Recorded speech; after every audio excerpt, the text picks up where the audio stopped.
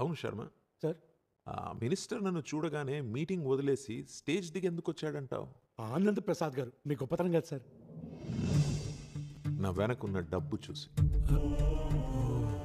నేను రోడ్ మీద ఆగగానే జనాలు పనులు ఆపుకుని పరిగెత్తుకుంటూ ఎందుకు వచ్చారంటావు? ఆనంద్ ప్రసాద్ గారు కాదు సార్, మీ మంచితనం. ఆహా.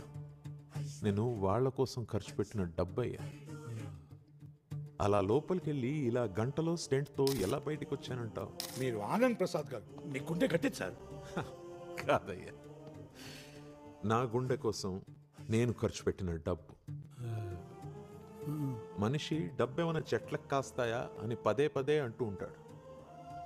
కాయాలనే వాడి కోరిక. ఫ్రీగా గాలి పీల్చేసినట్టు డబ్బు కూడా ఫ్రీగా కోసేసుకుందామని. అందరూ అలా డబ్బు కోసం ఎందుకుంటారు సార్?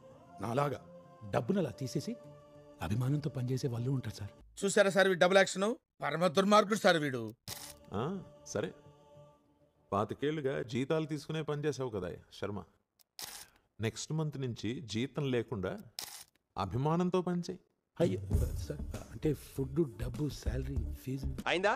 బాగైందా? ప్రతిదానికి ఓవర్ ఎక్స్ప్రెషన్. ఇప్పుడు అనండి. ఏ అనరే, నోరు పడిపోయిందా? అబ్బా. ప్రపంచానికి తెలిసిన పంచభూతాలు 5, కానీ 6వ భూతం ఒకటి ఉంది. అదే డబ్బు.